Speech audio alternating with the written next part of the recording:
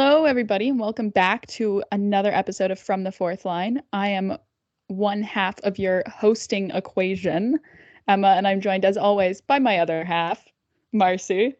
Hello. I don't think Hello. that's so much cheery. Well, we don't have a lot to be cheery about when we're going to talk about the Leafs. It's going to be a lot of ranting, fair warned. So I don't even think we have any housekeeping to get out of the way. I'm trying to think. I don't think we do. But yeah, so I think we'll start with the Leafs right off the bat. Yeah, get it out of the way. Get it out of the way. Well, turns out the Leafs can lose in regulation and they can lose badly. So Leafs have played 2 games since our last episode where we were like, oh my God, Leafs destroyed the Penguins. We're so happy right now, you know. And then they go on to lose to New York Rangers and the Buffalo Sabres in back-to-back regulation losses, 5-2 against Rangers and a not-so-pretty 9-3 against Buffalo. So let's start with the better game to talk about, aka the one that's going to make me less mad when we talk about the Rangers. A little bit. I don't even have very many notes about this game because so we're literally just going to talk about the game as a whole and we're not going to go through it like item by item. I first off want to say Austin Matthews is insane. He's not real. He's probably, is he the only bright spot about the Leafs right now? Is Austin Matthews the only good thing going for the Leafs right now? Is that a question that we're asking ourselves at this point in time of the season? Like, Leafs are have they hit 30 games yet? Yeah, I think last night was 30. Last night was 30. So they are, I don't know what that percentage is, but they've hit 30. We've hit 30 games. So obviously this is kind of like, we also have hit Christmas. Like, Leafs have now played their last game before Christmas, and then they don't play again until the 27th. So they have actually, yeah, they don't play again. Blue Jackets. Oh, right, the Blue Jackets game tomorrow. I forgot. I was like, no, they play every Saturday now until the rest of the season, except for the All-Star break. Which is crazy. That's crazy. But yes, I was like, wait a minute, no, because they play the Blue Jackets in back-to-back games, which is insane. But I do like, obviously I don't know how exciting that game's going to be, but is it time we can't keep using the excuse for them that they're sick. No, I feel like the Rangers game was probably like the last like at a push. Like they're like, obviously if they've been sick, then like the whole like fitness thing's gonna have gone a bit to shit. But the Rangers game was kind of like the last like at a push if you're looking for an excuse. Also, that game, like, that was, yes, the Rangers game, but that game also was just really unlucky for the Leafs. Like, the bounces didn't go their way. No. They would have probably won the game. I think it's fair to say. They would have.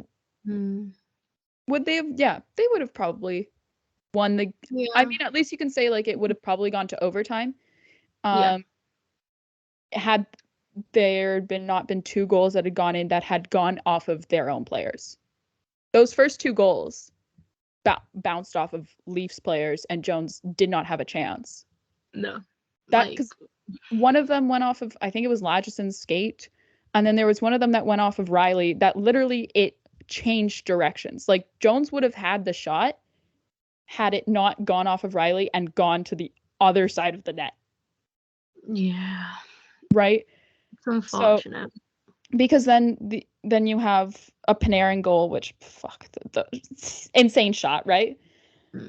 And I can't even. Oh, and then Braden Schneider.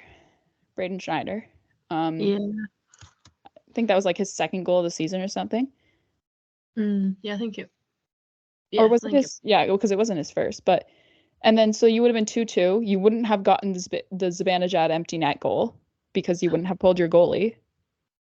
So fair to say that game probably would have gone to overtime. Yeah. So now we some of it. Yeah. But We can't predict the outcome of a Leafs overtime because who the fuck the knows? Leafs are listening. Who the fuck knows, right? But at least you would have gotten a point out of it at the end of the day, and it wouldn't have been a regulation loss, which, right? But anyways, and then I don't even want to talk about Buffalo. No, I mean, if you want one way to describe how it went is my mum came into my room this morning and she went, "The Leafs played last night, didn't they?" And I went, "Yep." And she went, "How did they do?" And I literally just looked at her and said, "I don't want to talk about it." So then she sat on my bed and went, "Oh, it's fine. I'll Google it." And then she was like, it was like a bit of silence as she was like searching up, and then she just goes, "Oh." Well, And yeah. I'm like, "Yeah." Oh, Elliot Freeman tweet. Yep. It was like the silence at the same time. It's like, Okay. Oh, we can talk about that a little bit later. It's not breaking news. We'll talk about that a little bit later. Okay. It's not crazy, but yeah, like, okay. Also, Austin Matthews is crazy. not real. He hits 25 goals in that game. He is the first player to 25. It's like, which including last night's game, because he did score against Buffalo. He is on pace to score 71 goals this season. Which, will he keep up that pace? Who knows? Again, cannot predict how whatever may befall in the Leafs, whether it be injury or something or other. But it is kind of one of those things to be like, could Austin Matthews hit 70 goals? That's a real question that we have to start asking ourselves at this point in time in the season, which is crazy. That's crazy to think about. Because it's like, how? Also to note about the Rangers game, it is the first game back for Timothy Liljegren. Fuck yeah. He is back in the lineup. I'm gonna make sure no. I was like, am I wrong about that? And I was like, no, I'm right. He didn't play against Pittsburgh. Did he play against Pittsburgh? No, he didn't. No, he did, because oh my god, he did. Yeah, I'm so wrong. I'm so sorry. I was like, that feels like a while ago. I know. I was like, I'm spreading misinformation on on the internet. Look at me spreading misinformation. But I will. He did look pretty good against the Rangers. Yeah. If I remember correctly, he is a bright spot in the Leafs defense right now, because there are some pairings for the Leafs defense that is not working, and we'll talk about that when we talk about the Buffalo game in a little bit. But Giordano is still out. I do have that injury news. Giordano is still out, but will be expected to shift to day-to-day status after Christmas. So he's back skating with the team more. We could see him back maybe before the new year. If we don't see him back before the new year, like before New Year's, he probably will be like the second or the third, like, right after. Yeah. Hello. Just checking you out. Oh, you talk. Yeah. Oh my god. I said I was sat on the sofa and couldn't bother getting up to turn the heating off, so the house is like a sauna. It's about 500 degrees. Look at it in here. Did you not wake up this morning when I was playing the guitar? No. Because I thought you were awake. No, I didn't wake up till 12. Yeah, I know, but I didn't know that, so I thought you were awake. She was So I merrily was playing guitar quite loudly. How didn't you wake up? I regularly slept through the fire alarms last year, Olivia. Yeah, but I feel like...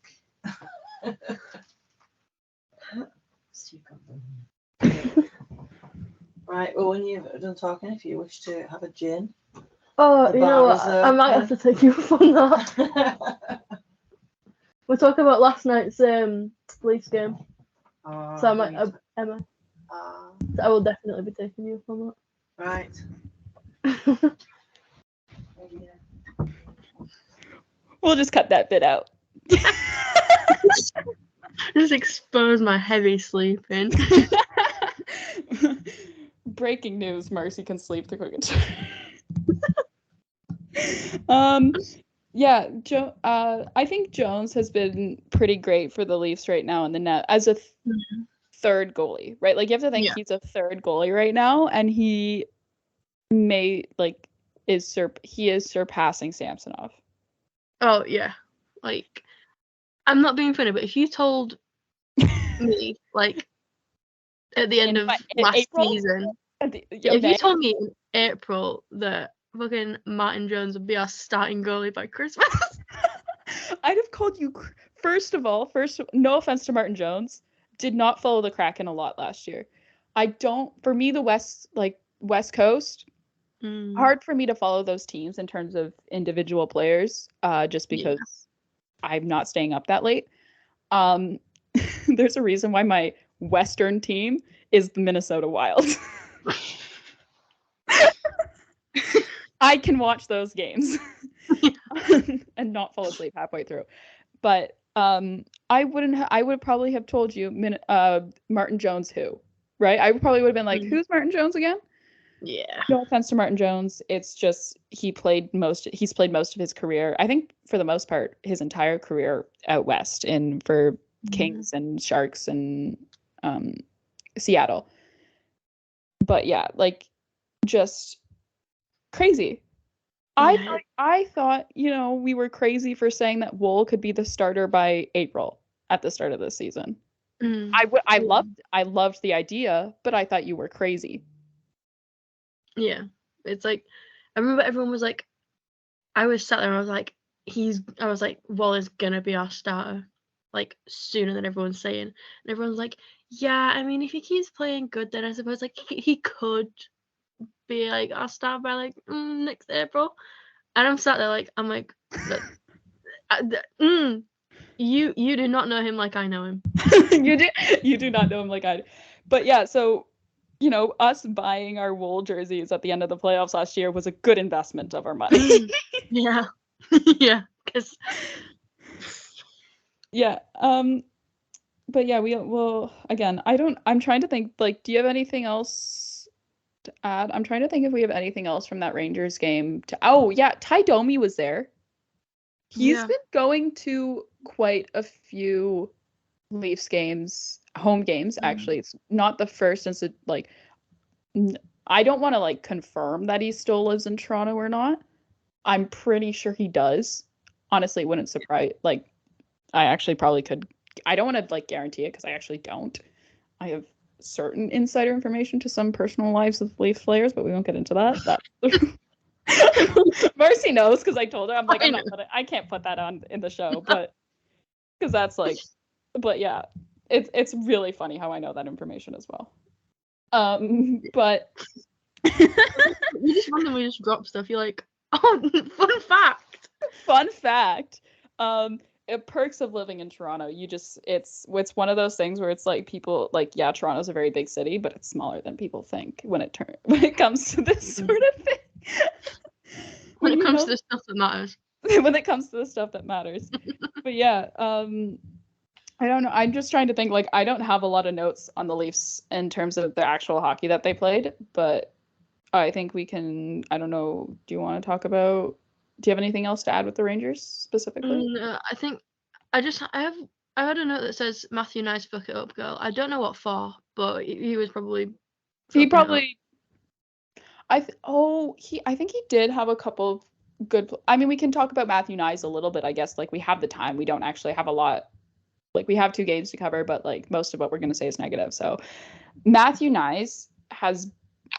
I know we always say like he's been the physical force that the Leafs have needed on that on that top line, for a long time, and I think part of that is they are drafting since he's been drafted for the Leafs. Like, I don't actually know what his hit stats are. I feel like I want to look that up.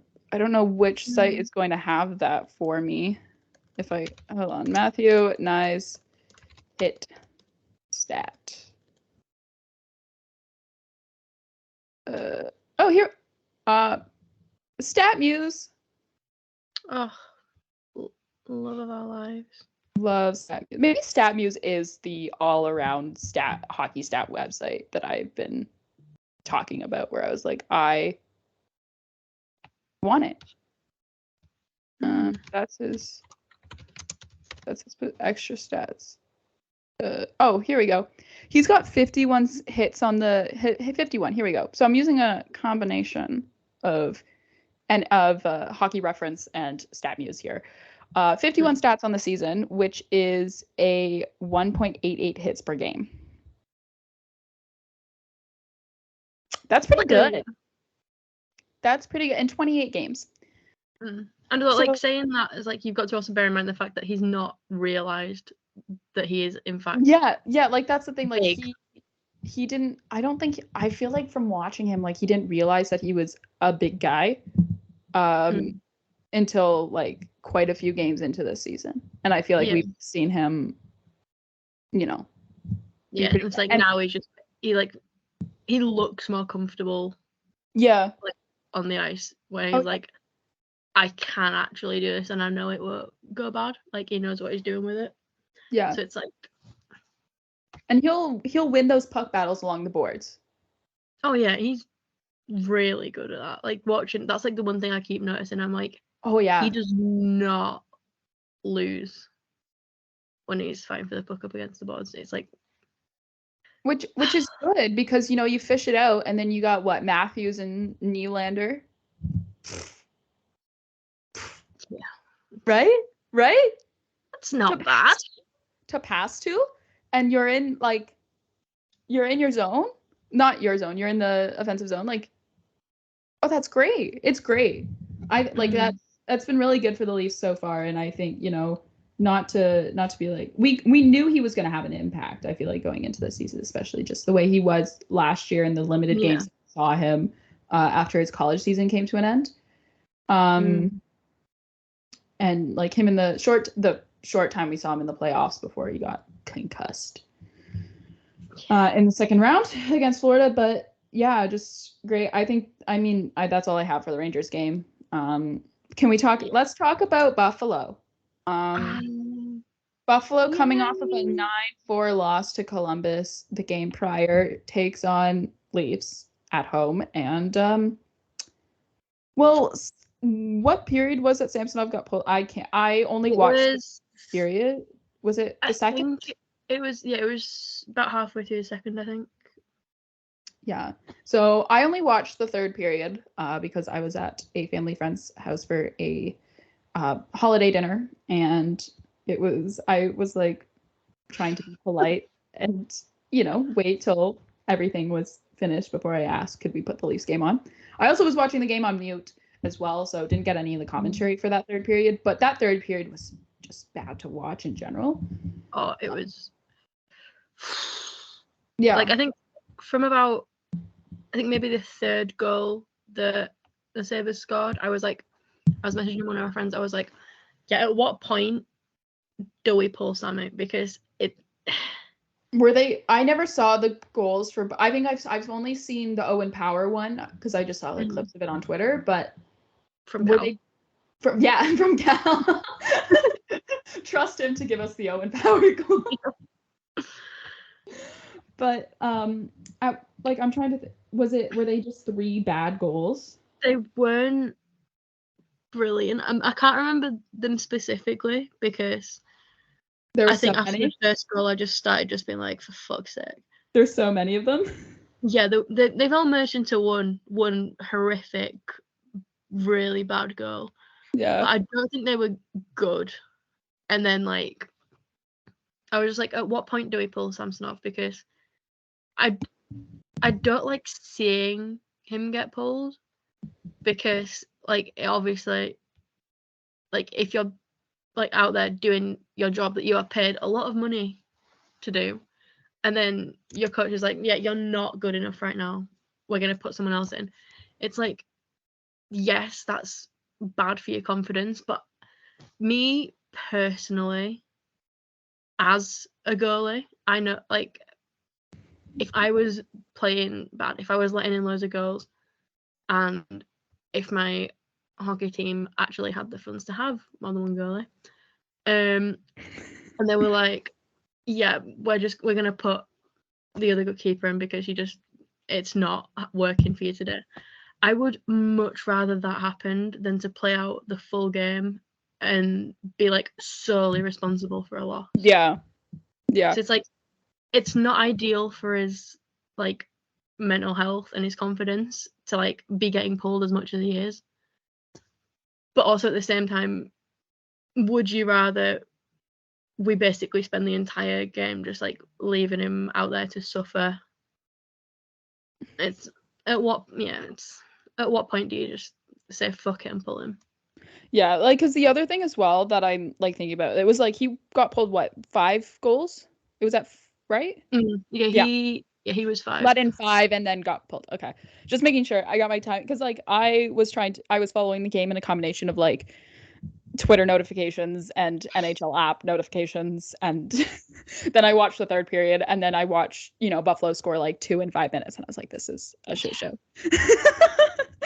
But yeah, like I think the only bright spot from that game for the Leafs was Austin Matthews being an absolute animal. Oh, And yeah. like that goal where I was like, what? Like I've seen the clip of that one. That was probably the only Leafs goal that I've seen where I was like, whoa, that was insane. Like I don't even. That was how? Yeah, like it was. But yeah, so that extends his 6-game goal streak Austin Matthews is on right now. Animal. Mind blown. Like, thank God Austin Matthews is a Leaf. Yeah, thank fuck for Austin Matthews. Because only thing going for the Leafs right now is that, and Morgan Riley is playing really well. Yeah. Which, again, what is new for the Leafs? Yeah, I feel like that's a common theme for the Leafs. Is like absolutely any point if you ask how are the Leafs doing, it's we've got Austin and Morgan Riley. Yeah. And that's about it. That's all we got going for us right now. But yeah, so I do like, it's unfortunate. Like you saw, I mean, I don't know if you could see it, but like Samsonov's, when he got pulled, his reaction, there was a tweet from Luke Fox, I believe, that like was like he was in the tunnel, like hiding from cameras. And he said himself too that his confidence is like shattered, right? Yeah. Like that's a quote he said, which to hear that from a goaltender sucks. And I think a lot of people have not compared him play style wise, but at least maybe mentality wise, and how he, deals with himself in the sorry, I'm just in the media, in the same way that it's like similar to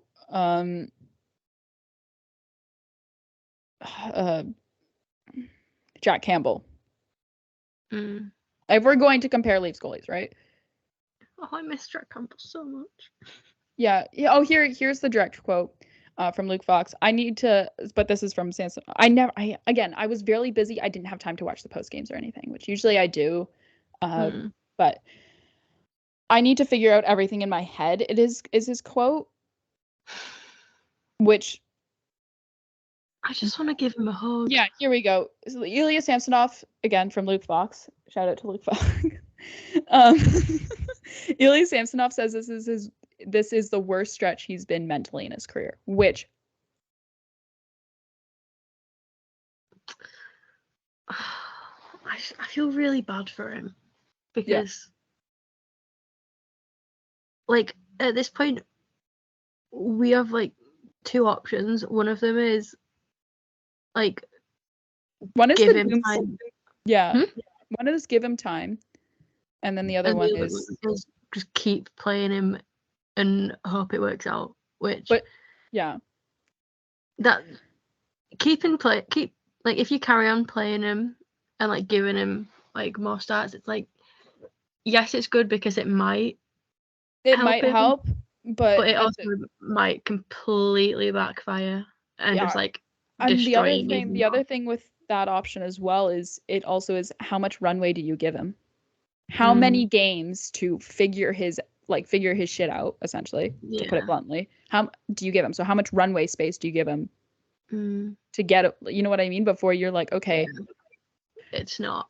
But also as well, like, you have to think there is that secret third option, the doomsday. It's a doomsday button. It's a doomsday button, and it all depends on like how long Joseph Wool is still going to be out. Estimates is a month. We still have no timeline of like, yeah, it's a month. It's still like it could be longer. You don't know. We're saying a month based on the 6 weeks that we got with Timothy Liljegren for the same injury, right? At this point, though, with a high ankle sprain, it might as well have been broken. Like, essentially, that's what it is. It's as good as broken. It's as good as a broken ankle.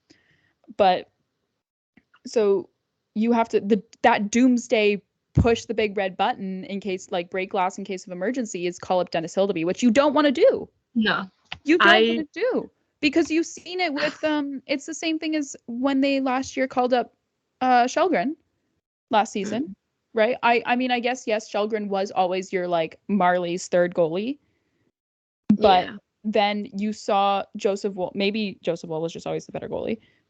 Who the fuck knows? Is Cal at the Storm game tonight? Yeah, I think he is. Oh, fucking start.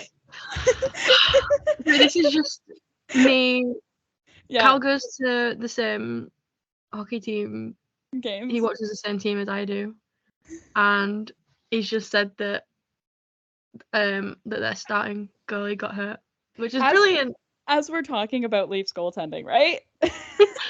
Oh, it's just right itself. But yeah, I'm like, sorry, I was saying about like that Dennett is calling up Dylan, but you saw the way where it's Joseph Wool had more time than Shelgren to kind of develop in the AHL, and you could say that the ceiling for both goalies is different. You know, you could say, oh, but Joseph Wool had the higher ceiling. Whatever. I'm sick of talking about player ceilings. I think that's stupid and dumb. Like, stop. Like when it comes to certain things, I was like, that's not what's important. Is talking about player ceilings. But like you think about the difference that they had in terms of their seasons, where it's Shelgren, you know, early part of the season got called up because Murray got hurt, and then Samson, like, you know, goaltending injuries, not new. Yeah. And then, but Joseph Wool, then he went on that crazy win streak for the Marlies, gets called up, March for a couple of games? Yeah. Then Murray comes back, then Murray gets hurt, then he gets called up during the playoffs, and then, you know, takes off, essentially. Yeah. Then he gets hurt. We're all like, fuck.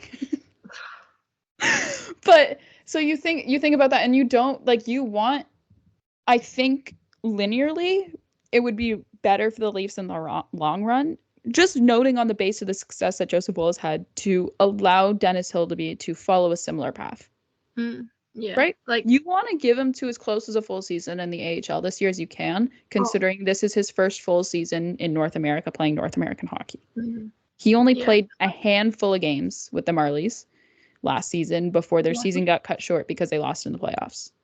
He played, I want to say, what was it, like 3-4 games, I want to say? Yeah, I think it was a lot less than that. Oh, really? It was, so I'm actually going to talk about the Marlies, because as someone who is a very passionate Marlies fan. Yeah, I'm a passionate Marlies fan, and I'm also very passionate about the correct goalie development, which is something else that I have a lot to say about today. This is a new concept for the Leafs, and in terms of developing goalies from draft day to NHL. Yeah. In terms of, like, we haven't had this in such a long time. Leafs haven't done something like they're doing with, like they've done with Joseph Wool, and like they're doing right now with Dennis Hildeby since James Reimer? Yeah. Right? Would you say? Am I correct in saying that? And he was drafted 2009? Yeah, it's been a while. It's been a while.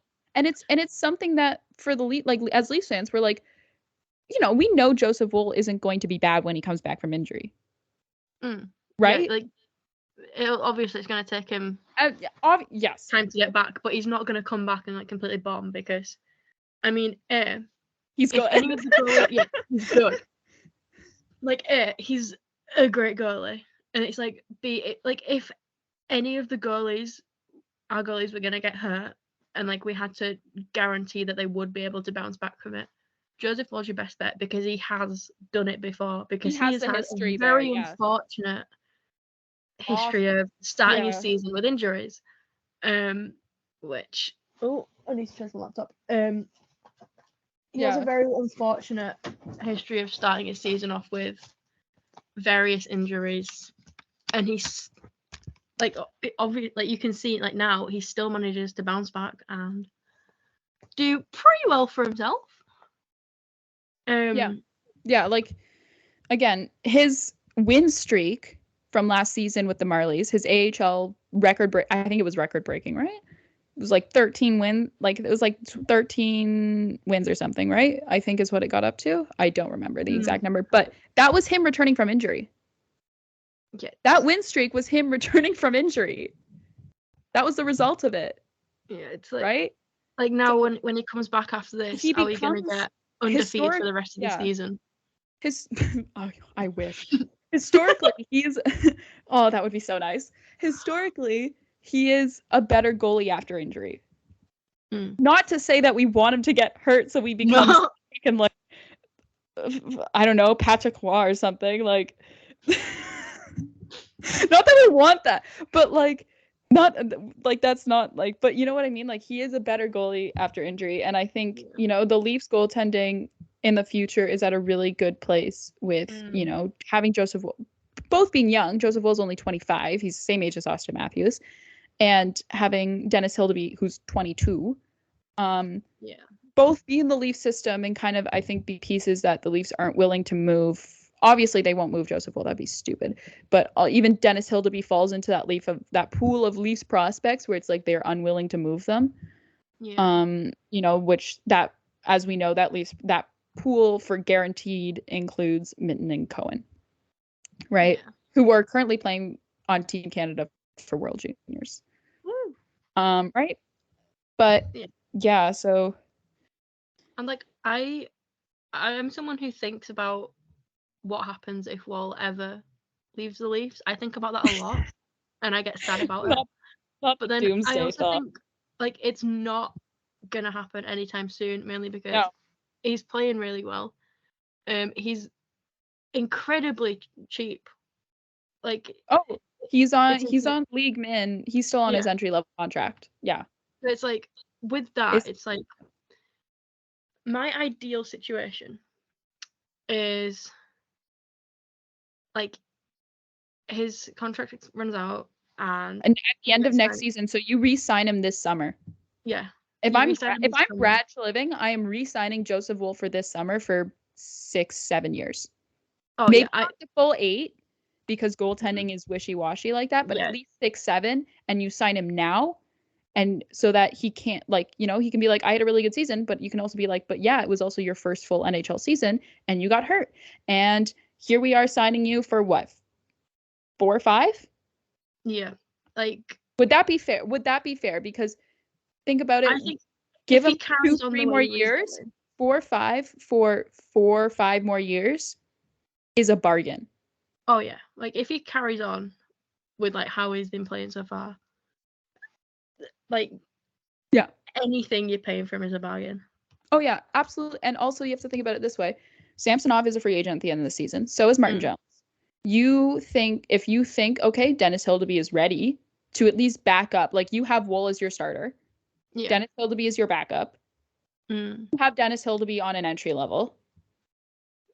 That's a $6 million less than $6 million goaltending tandem. Yeah.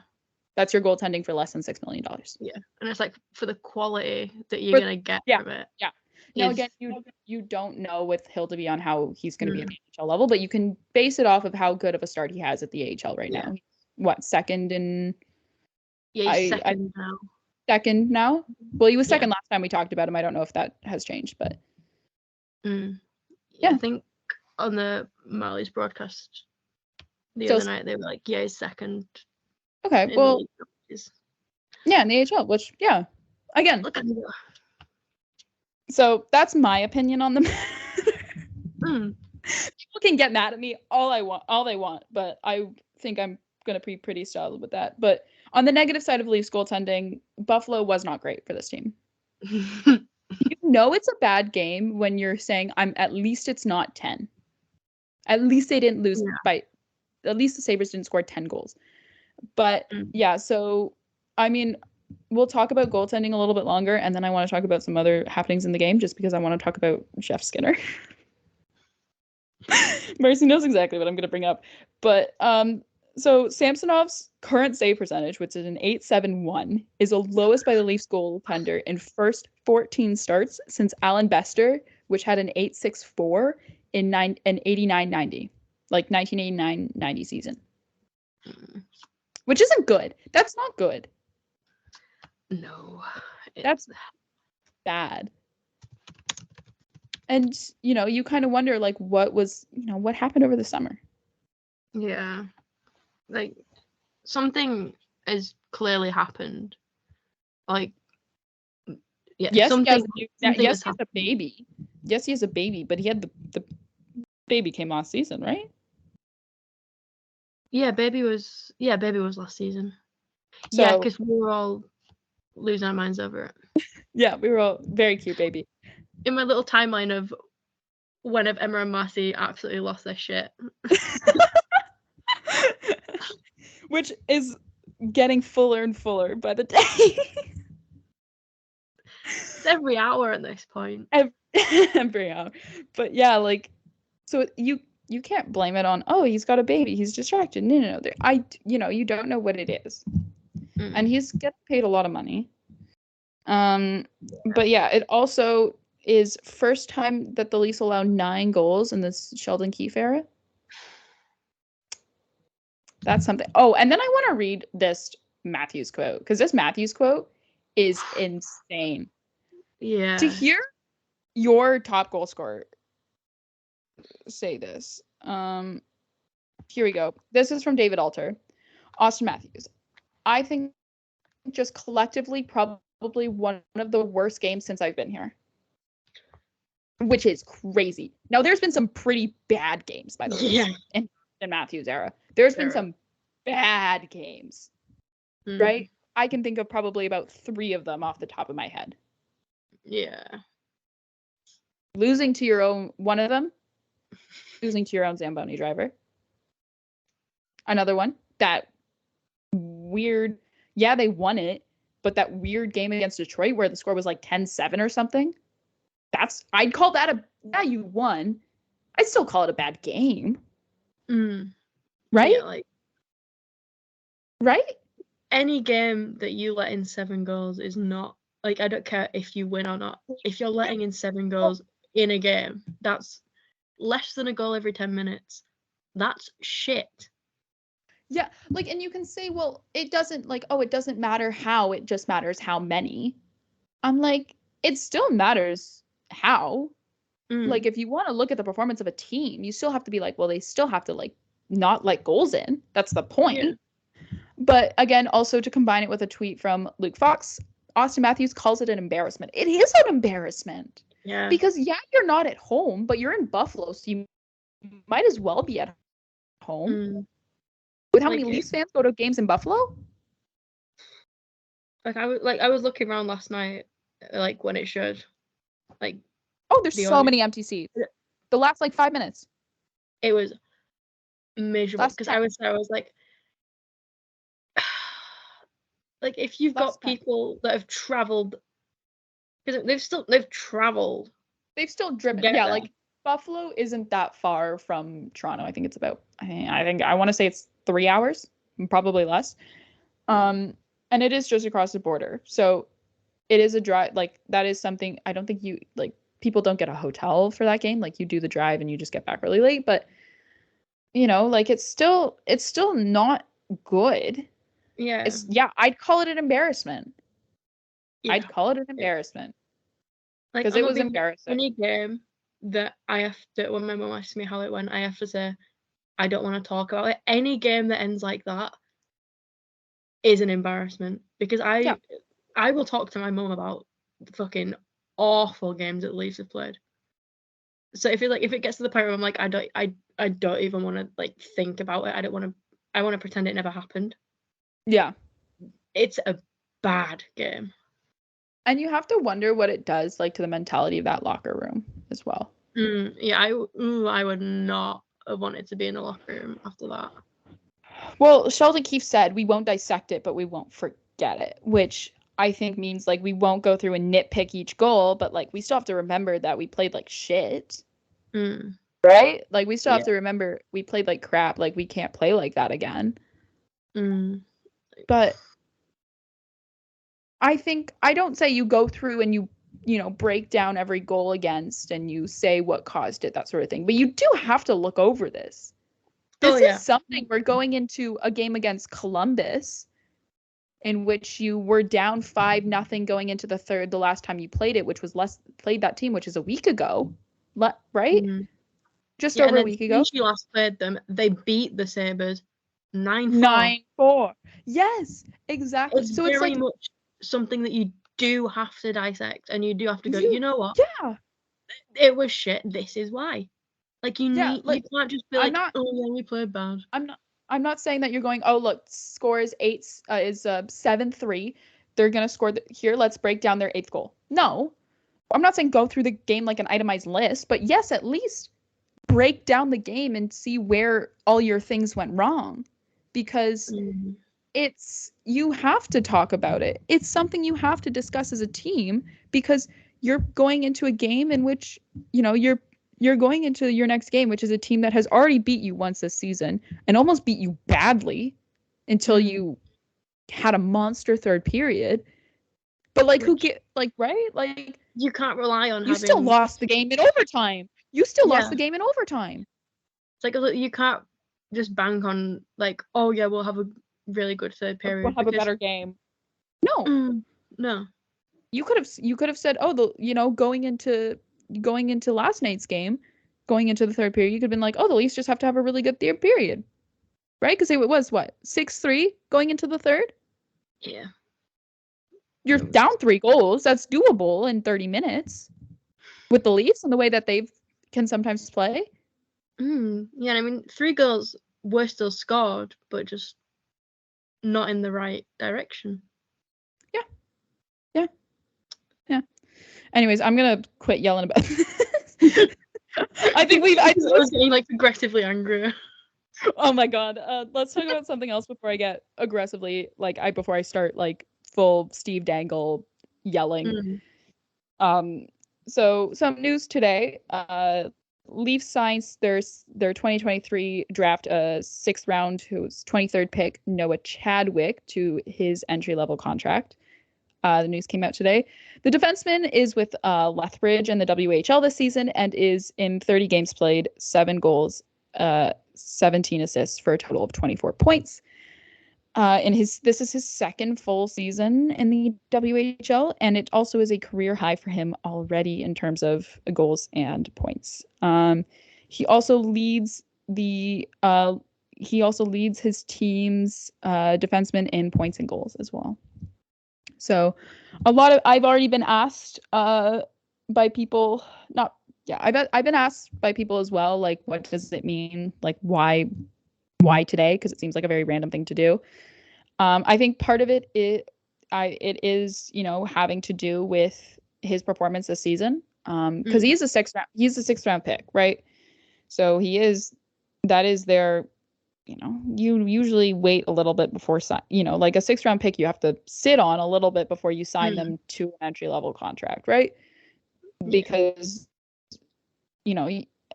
for that sort of thing, like, a 6th round pick is usually something you hold on to the signing, like you hold on to the signing rights of that player until you think, oh, they've proven themselves in playing the hockey that they're playing, to then sign them to their entry level contract, right?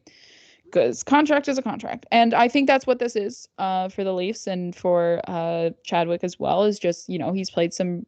I don't know his defensive numbers because I don't watch a lot of WHL games, to be honest. Yeah. I have no reason to, really, at the end of the day.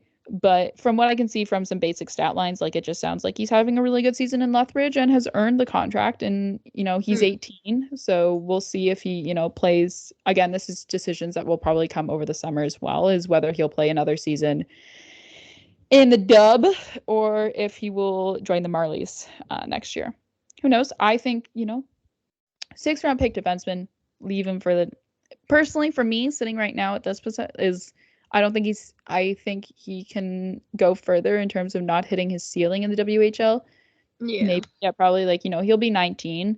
He's still young. Have him play one more season with Lethbridge or wherever he plays in the WHL in juniors, and then when he's 20, Yeah. join And the as Marlies. It'd be a different case if the Marlies desperately needed defensemen, which they defensemen seem at the in end of abundance the right now. season. But the Marlies are doing just fine. Yeah, the Marlies are doing just fine. So I think, and it's the Leafs have not had a problem in developing defensemen as well. I think I saw some people saying that they were like, oh, Leafs have a problem. I'm like, no, the defenseman that we develop is not the problem, right? Like you think about the defenseman we've developed and have played. Morgan Riley. He seems pretty all right. He's not bad. When do we start the Morgan Riley for Norris conversations? Now.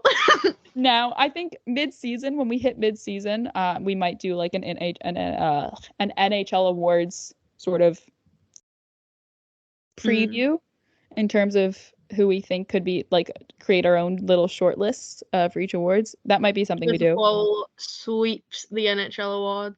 And the Joseph Volk for Calder and Vezina. Hart. It's just going to be a continuation of my Justin Hall for Norris campaign of last season. Norris is going to be the Norris competition is going to be a tight battle between Morgan Riley and Brock Faber. And then they joint win it. We had our way. They both win it. Or we get like a Mean Girls situation. They cut the trophy in half and they have to share it. We get a Mean Girls situation where he's like, I'm not the only good defenseman. We're all the best defensemen. Good defensemen. He's like, throws pieces of it. So, let us know if that's something you want to see. I think we're definitely probably going to do that as well, just to sort of add a different conversation to the podcast in a little bit of a different way as well. So we're not just talking about news all the time. We're also just, discussing some hockey tidbits as well. I wanted to save one story for the end of the podcast so we have a guaranteed high note to go off of. I guess we could probably talk about Merzlikins and Wilson. This is so silly. This is so silly of a story. I'm sorry. I couldn't help but laugh. I saw all the clips from this, and I did not watch this game. Again, I've only seen this from the game. I don't have any other context. I think a lot of people don't have a lot of context about this, but yeah. Elvis Merzlikins, who is the goaltender for the Columbus Blue Jackets, fought Tom Wilson in overtime in his net. Last night, I've watched this video so many times from 7 different angles. I feel like now at this point, and I'm I don't know why. I don't know if words were exchanged. We all know how Tom Wilson is on the ice, and I think a lot of people have their own feelings on Tom Wilson. I've heard he's a very nice person off the ice, which all right. I also know what high school he went to. And it's a very expensive Toronto private school in which a year's tuition is about the same as the tuition for 4 years of my university degree. So that tells you everything you need to know about the school, I feel like. Yeah. Anyways, I have a friend of mine who went to that school. So that's how I know it pretty well. A friend of mine went to the school. But again, when you live in Wilson. Yeah, surprise. Again, like I said, everyone in Toronto knows everyone. When it comes to Toronto hockey players, what can I say? I'm connected, but I don't know. I again fought him through punches. I was like, okay, and then but the thing is, and then Ovechkin goes on to score the overtime winner to snap his 11 game goalless streak, which is very nice for my fantasy team. Thank you very much. As I'm currently losing to Cal right now Oh no. in fantasy. It's so depressing, and I don't know what my problem is. I don't know where the problem is in my team, and I don't know how to fix it. I seriously don't know how to fix it without like trading players. I don't know where my problem is. I think it's my goaltending. Yeah, my I goaltending. think I have to. I'm this close to dropping Ilya Samsonov. I'm so sorry. And picking know up, I don't what? know, something quick and just having my goaltending be New York Rangers. You know what? I would respect that. I mean, I can't remember who I'm up against, but before yesterday, I was losing by a good 20 points, and I'm now winning by 15. I got 54 points last night. Thank you, Nathan McKinnon. Oh my god, Nathan McKinnon went like God mode. Yeah, someone put a rocket up his Dick ass trick? and just went, Dick trick? "Dick trick?" He did get a dick trick, but yeah, so anyways, yeah, Dylan Strome, what he said. Did you see that tweet where it was like someone was like, "Oh, you don't have to be an expert to lip read Dylan Strome after Ovechkin's OT winner of what he was saying to Merzlikins." What? No, I didn't see that. Oh my god, I don't know if I can find the exact tweet anymore because it was so long ago. Oh my god, my like hold on. Okay, my volume is off before I like. I'm trying. I always get really scared. Like if I'm trying to find a video and I play it, like I think it's gonna like blast in the. Yeah, was it? It was last episode where we were talking about. I found the video of Joseph Wall kicking. Yeah. That play. Yeah, I accidentally started playing on like full volume from my laptop. Here we go. And I was like, okay, I found it. Here. Do. Well, Dylan, what's he like? But no, I think that entire fight was just absolutely insane. Oh, it was. It was crazy. Like, I was just like happy. Well, I wasn't happily scrolling through Twitter. I was scrolling through Twitter in a relatively tipsy state, thinking, "Oh my fucking god, why do I watch the Leafs?" And then I just get a video. I think every Leafs fan was having that feeling last night. Yeah. I love how every time the Leafs lose, I just resort to let's open CapCut and see what damage I can cause. No, because also, anyways, about Joseph, like he pulled away from that huddle to yell. Should this podcast gets marked as explicit every time because I end up swear. We could record this episode. We could record the podcast without any swearing, but we both swear like sailors. Yeah. I'm Canadian. Marcie is Northern, so yeah. I was born swearing. Exactly. He says fuck you Elvis, fuck you Elvis, fuck you Elvis. Like he yells it. And like he pulls away from the team huddle to yell this at. I was like, Jesus Christ. Okay, Dylan. Where's this come from? Where has this come from Dylan Strome? But so after the game though, Columbus's coach, I actually don't know his name, I'm sorry, cited that incident between Merzlikins and Wilson as the reason for the game, as the reason why they lost the game, because it put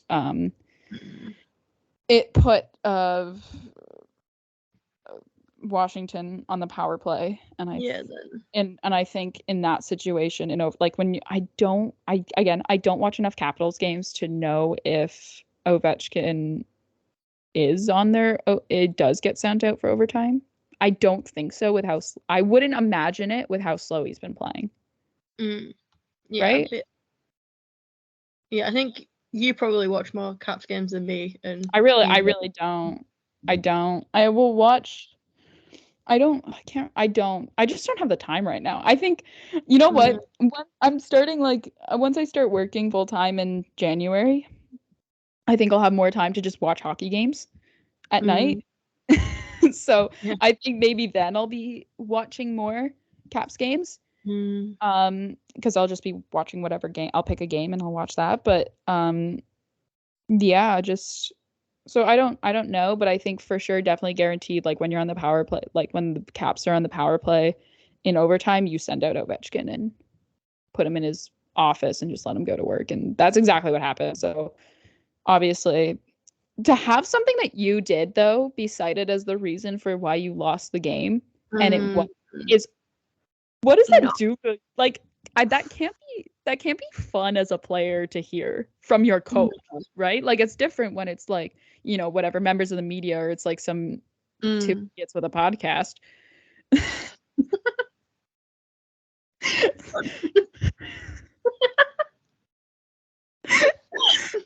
Right? It's different. It's definitely different, right? When it's your own coach saying that. So definitely something And that like, what does that sounds like a message to the entire team. It's like, if you absolutely.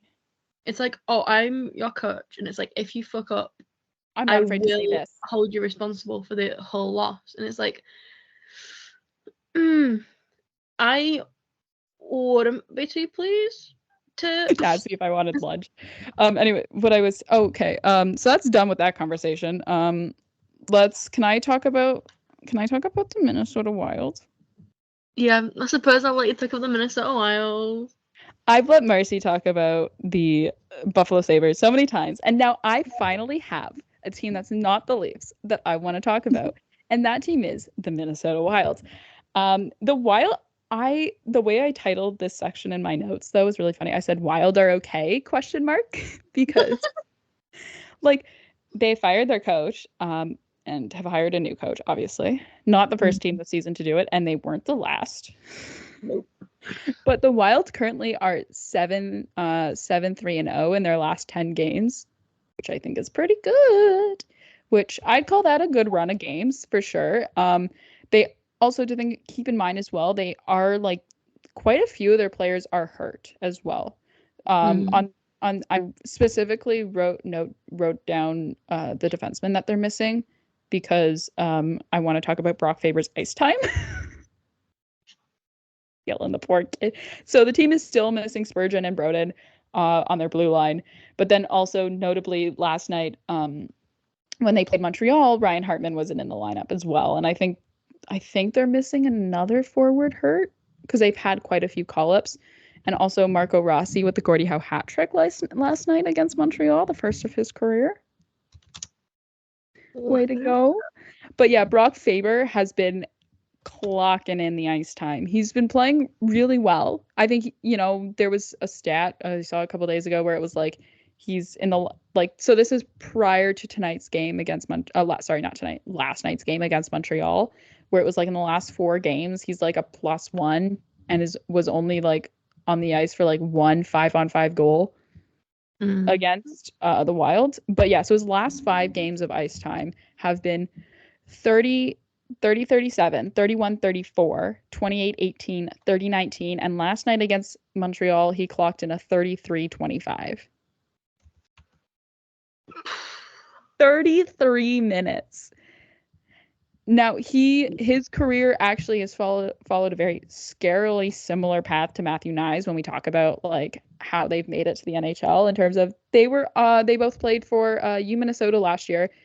Actually, Brock Faber was Matthew Knies' captain. And so when they lost in the final four, the Frozen Four, at the NCAA level last year in Tampa, both joined their respective NHL teams to finish out the season. So the Minnesota Wild have found themselves in a bit of a hole in terms of just where they are in the standings. They're 7th in the Central Division right now, but they are only 4 points back from a wild card spot. So it is still very, very tight in the Central in terms of, you can move up and down that order very, very quickly with a win or a loss. So I mean, I think if they keep it up the way that they have in the past, in this stretch of games that they've had as of lately, since they fired their head coach, because I think this last 10 has been since he got fired, right? Am I correct in saying that? Because it wasn't too many episodes ago that we talked that news broke. Yeah.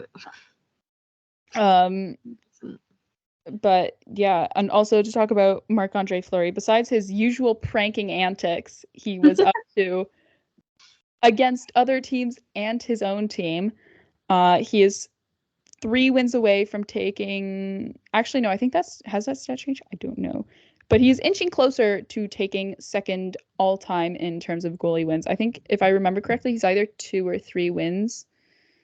In that aspect.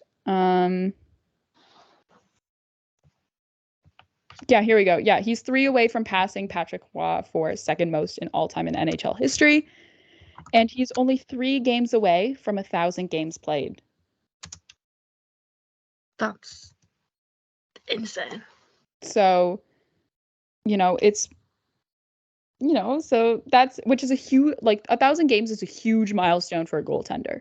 Mm. You think about Marc-Andre Fleury, he's in his 20th season in the NHL. So, and you think, okay, it's taken him 20 years essentially to hit 1,000 games played, and he is, played in a lot of full, I put in quotations, for the most part, full seasons, right? Yeah. So again, so when the Minnesota Wild took on the Pittsburgh Penguins, he pranked all 3 of Chris Letang, which we knew when the game started that he had switched the helmets he had switched Chris Letang's helmet. So from their home and away, I think they were supposed to wear their black helmets, and he switched it to a white helmet. And the only reason why Letang didn't go out with the wrong helmet for warm-ups is the equipment manager said something, because had he gone out, he would have gotten fined. But the fact that he didn't notice. And then another one is he got Malkin with some tape in the visor, which is a classic. And even Malkin said he was like, it's a weak, it's a weak one. It's a weak prank. Do better. No, Probably, it's not challenging. Yeah. Which, probably he said, that's not a direct quote. He probably said it in a very Evgeny Malkin way, We know how he speaks. And then he also, the funniest one for me, and this came actually from the Pittsburgh Penguins team reporter, which the fact that they have a teams reporter, I love that. I'm a huge fan of the way the Pittsburgh Penguins have a team reporter that sort of provides an inside scoop. It's really great from a fan interaction or interactive perspective and experience as well. But apparently Fleury also got Crosby in a way that we don't know, but he got him twice, something involving his car and something involving his laundry. And then Crosby's quote on the matter was I can't even remember what he said. It was something where it was oh, he's gonna have to watch his back. I'll get him back for that one. They really are just a teenage girlfriend group. Oh yeah. But I love that for them. I know I'm trying to find that you sent a tweet involving oh, here we go. Yeah. Oh no, that's not the one I was looking for. But anyways. And then also as well, he got his own teammate. So during periods between, so when the Wild were playing Boston the other night, Brendan Duhaime chirped Marc-Andre Fleury by calling him 50 while talking about while praising his performance. And yeah, and Fleury got revenge by taking Brendan Duhaime's clothes.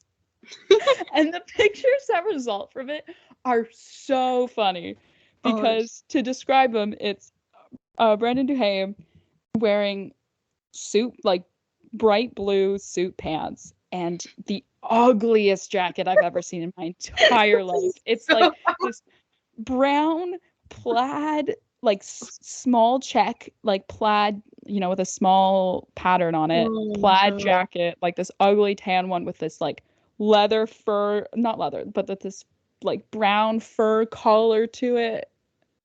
And he's shirtless, like that's all he's wearing. And I think for me, the funniest part about these pictures is if you look at Doer's face. Because Doer's also in the pictures. And he looks horrified. He looks like he was walking and Duhame like caught up behind him and like tapped him on the shoulder and like he turned around and he was like, what the fuck am I looking at? And the quote from Fleury is, Fleury then sent a text. I don't know who this is via text. And then Fleury said via text, haha, I'm sure he will find them somewhere. He's such a menace. Which, like, where did they go? It's like, oh, I'm sure I'll find them somewhere. And it's They're like from the flagpole in front of like the Wild Arena or something. Yeah, it's like, I'm not being funny, but somewhere could be, like, I've just hidden them like in the locker room somewhere. Or somewhere could be like, I sold them on eBay. Has anyone checked eBay for like official player one? like pre-game worn Brandon Duhame clothes. Auction them off. Or he's put them in a box and have shipped them back to Brandon Duhame's house, and eventually he will just get a package on his front doorstep that he will open, and it'll be his own suit with a note. Like, you can tell that the Percy Jackson TV show has come out this week, where it's like it's like Medusa's head. Oh my god. Sent them back, But yeah, and I did actually find the quote from Sidney Crosby where it said, yeah, Marc-Andre, again, this is back on the prank that he pulled on Sidney Crosby.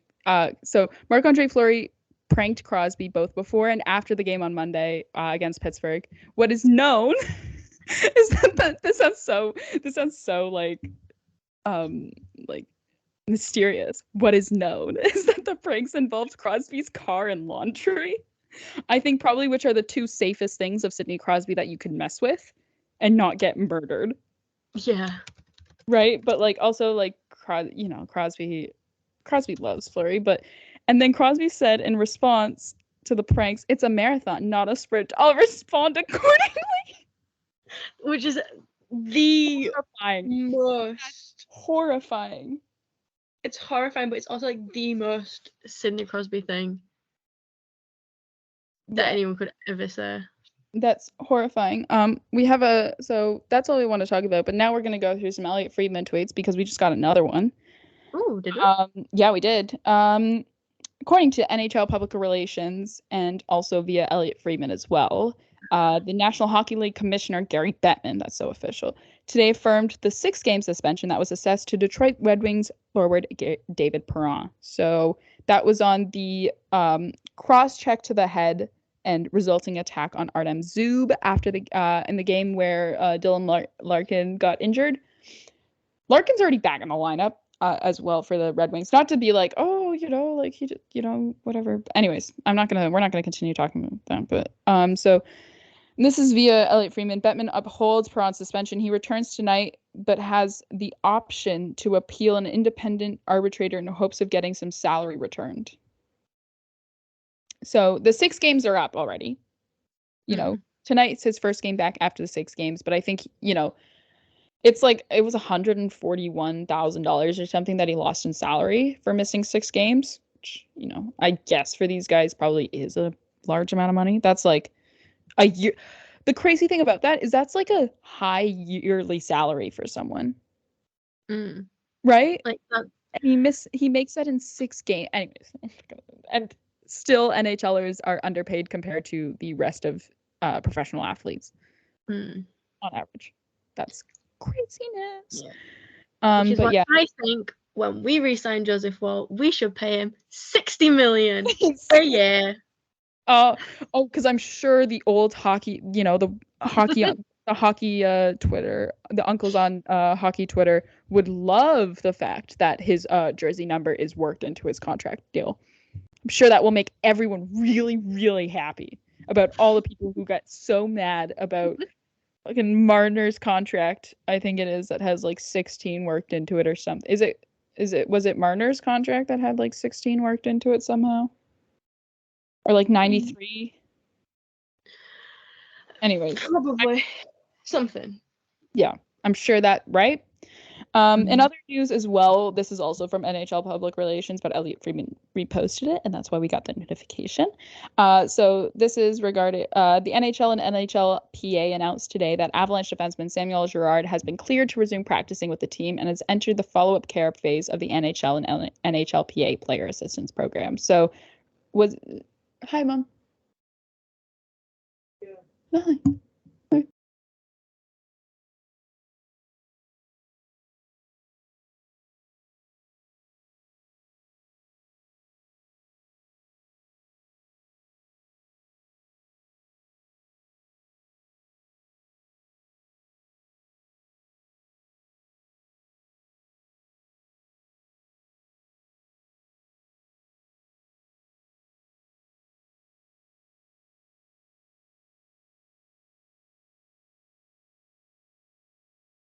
Was it earlier? Was it at the start of the season, or was it earlier this season that he entered that program? I think it was earlier this season.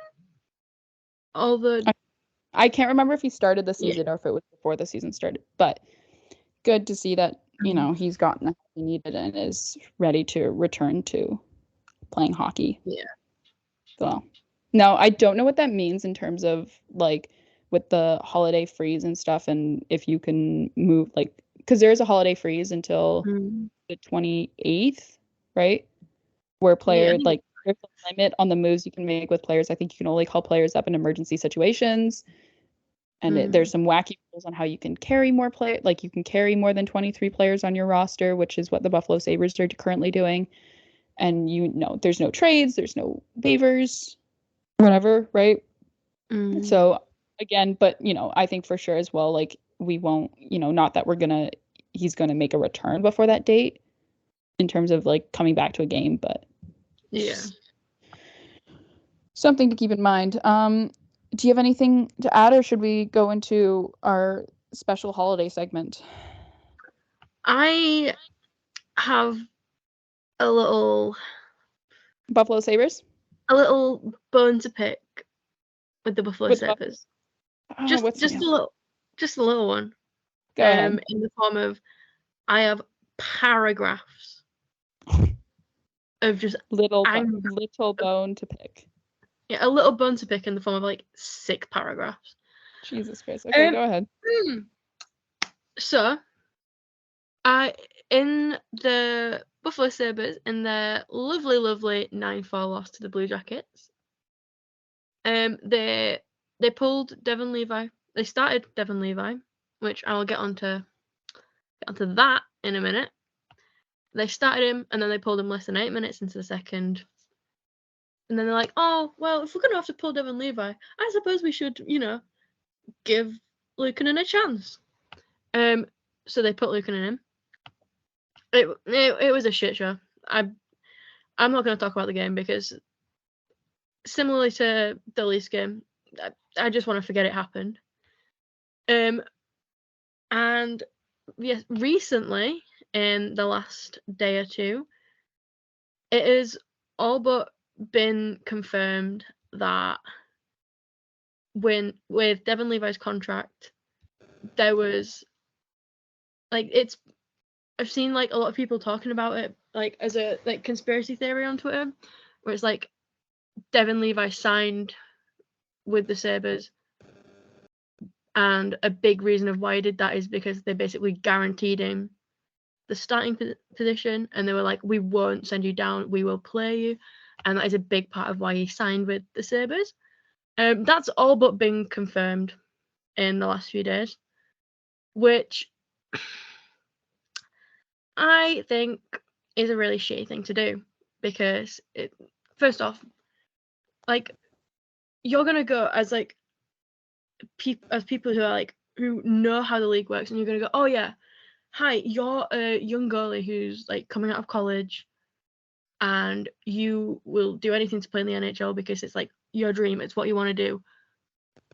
And it's very, like, they completely took advantage of Devon Levi, and were like, yeah, if you sign with us, we will play you, we'll give you the starting spot, which is a bad thing to do, first off, because, as I have said one or two times on this podcast, you don't bring a player straight from college and give them a starting position in the NHL. You don't do that. You give them a few years in the American League to develop. Because it's quite important to, like, for making the big step up from college to NHL. You need to develop. And I am starting to sound like a broken record with this, because I think I have talked about the Sabres in every single podcast episode so far. But yeah, so like now we know that it's basically confirmed that in Lever's contract, or at least to get him to sign the contract, he was guaranteed to be like prioritized when it comes to goaltending and the Sabres. It's really shit for Luukkonen, because like in most games that he's played for them this season, but especially recently, every single time he has started, the entire team has just fallen apart in front of him. And like, he's been like getting the losses, but not because it's his fault. The team is falling apart in front of him. So it's like there's a big problem with the entire team at the moment, and just like needing to just step back and sort themselves out, because it's just not fun. But it's like, when, like, I just know it's not a good environment to be in as a player, but especially as a goaltender right now, to like basically sit there and have it confirmed that you as a goaltender are just an afterthought for your team, because that is gonna like fuck you up. So yeah, send Devon Levi back down to the AHL to let him develop, because yes, he's on a winning, like, he's winning more at the moment. He also had that absolutely fucking horrific game against the Blue Jackets, which, surprise surprise, happens when you take a goalie straight from college and put them in the NHL. Like, oh my god, I sent a very angry voice note to you last night as well, which basically you did, and I never actually got around to listening to it because I was at family friend's place for dinner, and then as soon as I got home, because I was so tired that I immediately passed out and like slept. And then you're gonna have fun listening to it. And then I've been driving around all day before we recorded this. So yeah, you're gonna have a lot of fun listening to that one. I'm looking forward to it. Maybe I'll listen to it as my bedtime story before I go to sleep. We have nightmares. Nightmares. But yeah, this is the way that the Buffalo Sabres are managing and treating their goalies is not the way to do it. You can't expect people to be good. Like, if Devon Levi's performance against the Blue Jackets isn't the start of him basically burning out because he's being overworked, and if this isn't the start of like his slow descent into this is what happens when you don't properly develop your goalies, I'd be surprised. Send him back down, because his little stint in the HL wasn't enough. It wasn't enough, but it's like they're not gonna send him back down, which is what pisses me off more, because it's like this is important. Like, yeah, and this is something that you are not gonna want to do. Like, if you want to develop Devon Levi in a way that makes sense, you're gonna want to send him down to the AHL now while he's still waivers exempt. before you end up in a situation similar to what Edmonton had to do with Jack Campbell, which is like, yes, no one was probably going to claim Jack Campbell off of waivers because of the salary that they have to carry. But, you still don't want putting, a goalie on waivers in the hopes that they claim him. Probably also the same with what Carolina had to do with Ranta as well. Like, if you put Devin Levi, you wait until he's, he has to be put on waivers to get sent down, which again, I don't know when that is because I don't know the details of his contract. You don't want to do that. You don't want to put him on waivers. There's a chance he could get claimed. Yeah, exactly. And then it's like, and you know what? As much as I love the Sabres, if they do put him on waivers, if they do have to put him on waivers, I hope he gets claimed, and I hope he goes to a team that will properly develop him. Same goes for Luukkonen, because I can and will start wars. It's wasted talent in Luukkonen if you're going to continue the way that you are with him. Yeah, like I've literally, my notes, I've just put all caps, trade Luukkonen, and then just trade him, please. Like, it's wasted potential. It's really fucking him over, because if you're gonna basically give him like the occasional start that then the entire team falls apart in front of him, and like if you're gonna treat him as an afterthought and be like, yeah, I suppose we'll put him in, it's like that's not gonna do his stats any favors either, which is gonna make it harder. It's gonna make it less likely that someone will trade for him. Yeah, because it's like his stats aren't good. I say aren't good in a not his fault way, because like I don't have his stats up currently at the moment, but he is a good goalie. Like if you watch the way he plays and the way he moves and like how he actually like looks at the game, he is an incredible goaltender. And as someone who loves him to bits, it sucks. Yeah. It really sucks to see him just be like the second option. It's like, it's not good for his development. It's not good for his mental health. And you know what?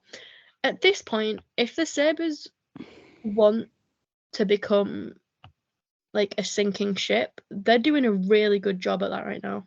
Yeah. A really good job. So you know what? Let them do it. Let them sink. Let them crash and burn. We say this about the Buffalo Sabres as if they're not just coming off a 9-3 win over the Leafs. No, yeah. Who is second in their division. But if they want to carry on like this, and by carry on like this, I do not mean beating the Leafs fucking 9-3. Like consistency is important. Yeah. Yeah, it's like I've put in my notes, if you're gonna mismanage your goalies, fucking commit to it. Go full, all or nothing, full send or no send. Is that all you have to say about Buffalo? Yeah. I think I'll go full on Steve Dangle. All right. So as it is our last proper episode before we go into a bit of a break for Christmas, as well, and as we also go into the NHL's Christmas break, this will be our last live recorded, I guess you could say, episode before the NHL goes into their break. We are going to do something a little bit special, and we are going to name what is on our wish list to get for Christmas from the hockey gods. If they are nice to us, perhaps we will get them under our tree this year. Marcie, do you want to go first? Yeah, I am hoping for a quick, speedy, and nice, healthy recovery for Joseph Woll. That's actually half of what I have. Mine was a little bit more broad, but yeah. Go on. Because I want him to come back as soon as he feels able to. Yeah. And I want him to have a really good, like, I want a 14-game win streak. 14. Let's, all the Lego, hopefully he's having a good time. Well, Oh, yeah. as good as time as you can have being injured. He's building, I don't know, building some Lego, reminiscing about his trip to Europe by going through old pictures. Yeah. Oh, that. Not sitting in the same box as Giordano, Muzzin, and Matt Murray. Was he not invited to the old man box? Yeah, was he not like, their little, oh, isn't he so sweet? You're so mature for your age, Joseph. And he sat there just like, thank you, as I like continue talking about. When were you born again? Oh, 1996. Oh, I remember 1996. I remember what I was doing in 1996. I remember what I was doing in 1996. Playing some good old. Probably for Mark Giordano, it's like I was playing, junior hockey. I'm hoping sorry. Speedy recovery for Joseph Wall.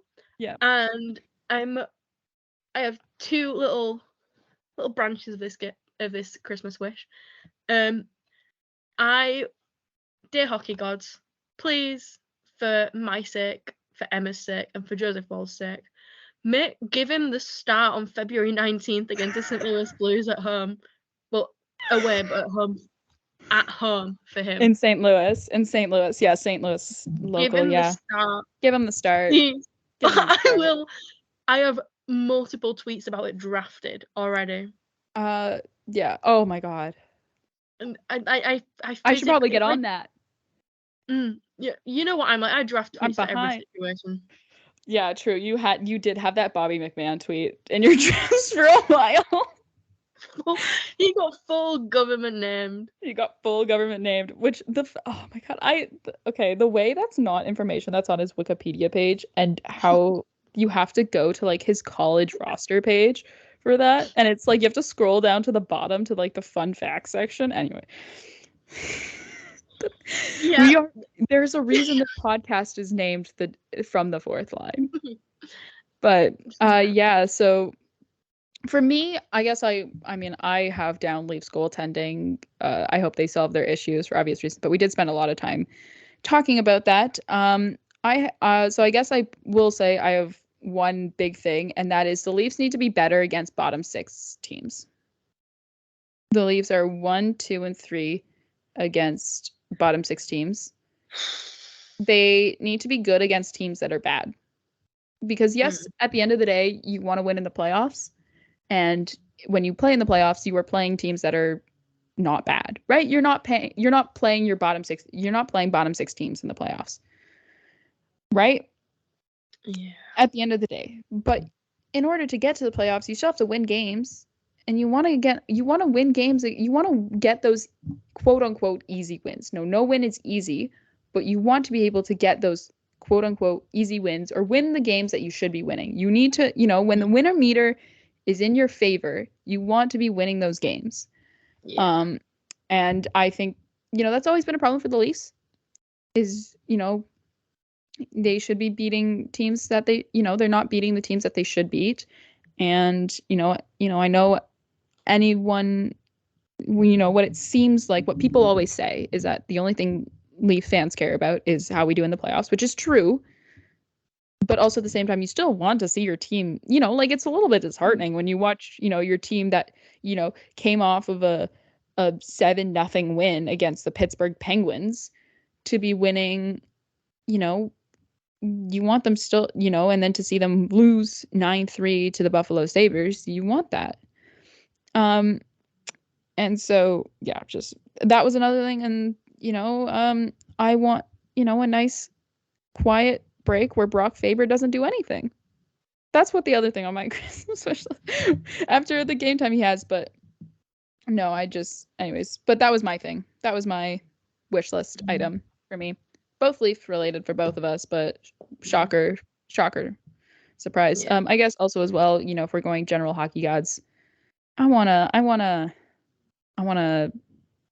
World Juniors win for Team Canada this year. Make three-peat, and then they can try to bring it home again in Ottawa next year. But I actually have one of my sister's friends is going to the World Juniors, like going to Sweden. I found that insane. I was like, that's crazy. Mad. Imagine. Like, I was good like, for them. good for her. I was like, oh, have a great time. I wish I could go to Sweden to watch the World Juniors this year. That would be so nice. But I am not, unfortunately. But so we just have one last thing. I think before we're this feels so much calmer than we were at the start of the episode.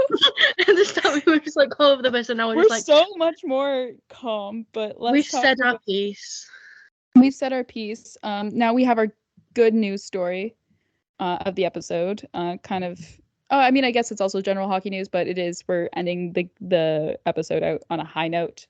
So New Jersey had their Pride Night last night. New Jersey Devils against the Edmonton Oilers, and multiple New Jersey players wore the Pride jerseys, which looked sick. By the way, I thought they looked so cool. They were designed. They were designed by a local queer artist as well. They wore them into the arena in the walk-in pictures. Now I don't know if every player wore them, but we did see quite a few wear them, including, because I know people are going to ask, including both Hughes brothers. But so did Timo Meyer. I think, Hirscher wore his as well, because I did see it with the C on it. And I think there was a couple others. As well. I could probably pull up the pictures. I pull up the pictures as well. And I think this is a great way to oh my god, I'm so face blind with these guys. What's the one? Oh, John Marino. I was like trying to think. I was like, what's the one that everyone was freaking about how he cut his hair a couple days ago?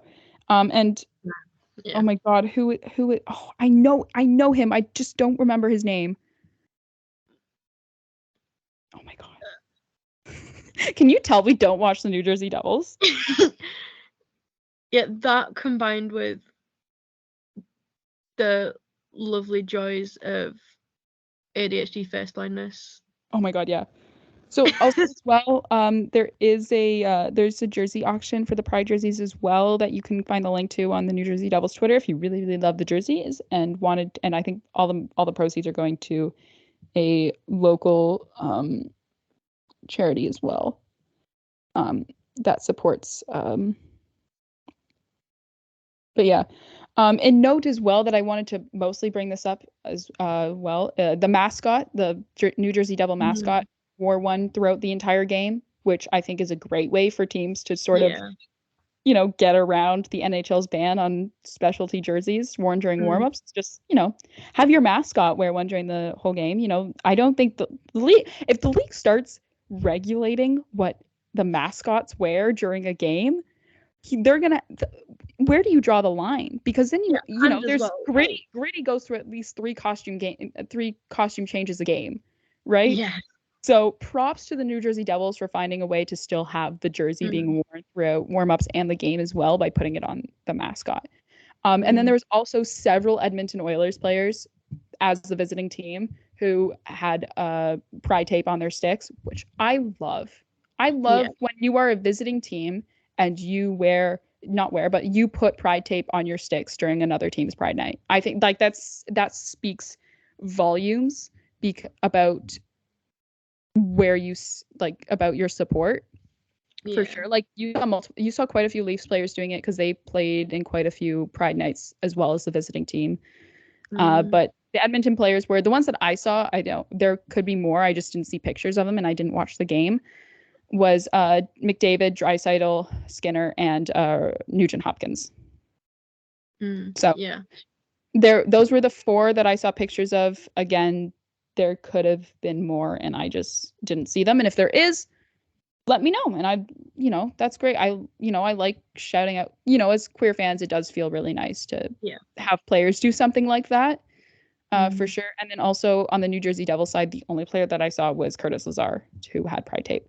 Yeah, there was I was like scrolling through Twitter and there was a big thing, like a lot of people were like, it's a bit embarrassing when the visiting team has more players. Wearing has pride more tape. players wearing pride tape than your own home Yeah. team. And like some people, like, you know, you'll have players who are saying being like, but I don't, you know, I don't like playing with pride tape on the blade of my stick, and I don't want to tape a stick just for warm-ups. You can get around that. We saw how Fraser Mitten did it for the Saskatoon Blades Pride game, where he had it as like the candy cane stripe down the shaft of his stick. Or you saw actually as well how John Tavares does it, where he puts it around, like just around the shaft, right under where he puts his kids' names. So you can do it, and like it's still, you know, and it still says it doesn't whatever. affect. It doesn't affect, you know, it anything. being on the blade, right? Because, you know, I get it, like not wanting to have to tape a whole stick just for warm-ups, like whatever. It's not like you're paying for them. Pay for your sticks.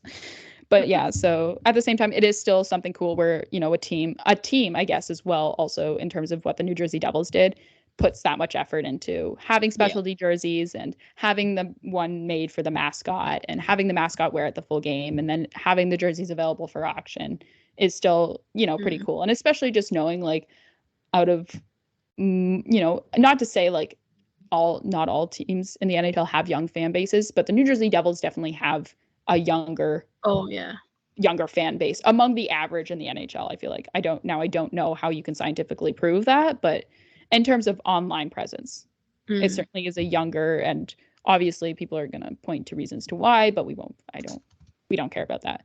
But it is good, you know, to see that, especially, you know, kind of knowing how their fan base works, but as well. Yes. So I think, anyways, that's our little happy note as well. And even, anyways, I just want to talk about how cool that is as a Pride fan to see that, you know, as a Pride fan, Jesus, as a queer fan. I'm a fan of Pride. I mean, I am, but right, but you know, and so yeah, that's all we have to talk about. Look at that. This is a longer episode. Oh, do you have something? You look like you have something. It's very, very quick, but as is obviously very clear, we are currently in the middle of the Brock Besser revenge tour because the Vancouver Canucks are currently leading the league,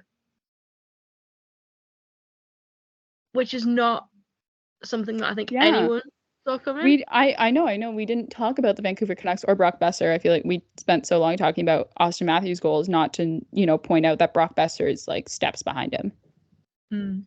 Right? Like nipping at the heels. Yeah, I think he's on 23 goals.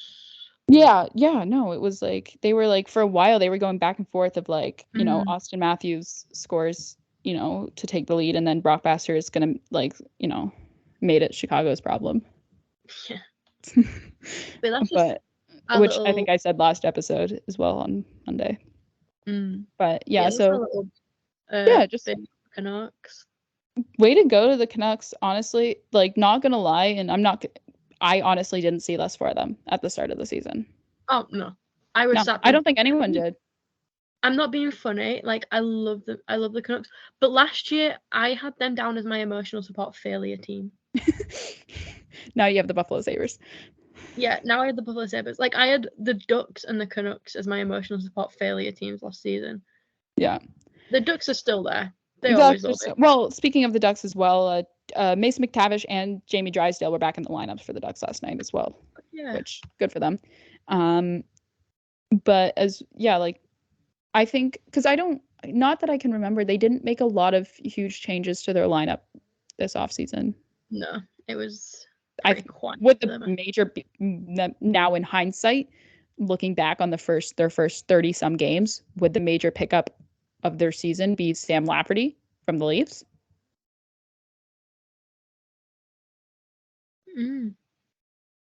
Yeah.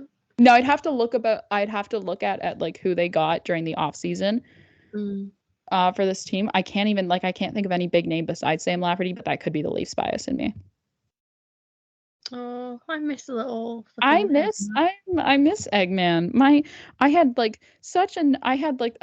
this little meme that I made where it was all the bald and balding Leafs players that I could think of, past and present. Like at the time, the only former Leaf in there was Matt Sundin. and I was like, oh, look at all these bald leaves I got, and they were all photoshopped into an egg carton. And it was like also coaches as well, because I had Carberry in there, and now they're all gone except for like Austin Matthews and Mark Giordano.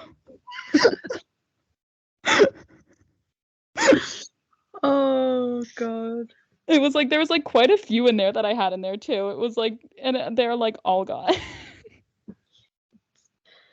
It's a sad existence. But yeah, well, yeah. So Oh, anyway, news for you. The Vegas Golden Knights signed Ben Hutton to a 2-year extension.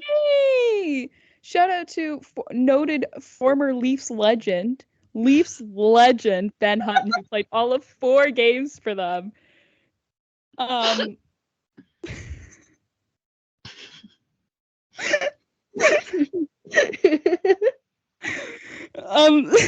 Way to go, Ben. Also Stanley Cup winner as well, with the Vegas Golden Knights. That's really great, actually. I love. Congrats to Ben Hutton. Way to go. How that's actually really good for him. He's actually very solid. I guess. Yeah, he was a very. I found it. I'm gonna send. Sorry, I just gotta send it to Simon. Before I forget about it. But yeah, he's been a very solid bottom line defenseman for them, and has even been getting some top line minutes as well. I think with injuries and just how he's been playing. But yeah, he's a former Canuck player. He's my like favorite guy for when I play Puck Doku as well, because he's played for like 5 different teams now at this point, included like actually 4. He's done Canucks, Leafs, Ducks, Kings, and now Vegas. So that's 5. Yeah, that's 5. So anyways, if you need a solid, if it's like Leafs and Kings or something, I think is like what will get you the lowest uniqueness score, is Ben Hutton. He's from the Ottawa region. I know him through some connections with my boyfriend Simon and his family. Not know him, I know of him. I'm like, anyways, it's like my weird connection where I'm like, I need to just get invited to the right wedding, and we could have like a direct line to like Phil Kessel. I was gonna say like, oh, you can be like, hey, so Phil Kessel, am I right? Yeah, who apparently is a very nice guy and is very funny from things I've heard from certain people, which we knew that already as well. I feel like that's no surprise. But yeah, so anyways, congrats to Ben Hutton. Good for her. Good for him, yeah. Anyways, I think that's going to end it for this episode. This is a really long one for us. This is a longer one for us.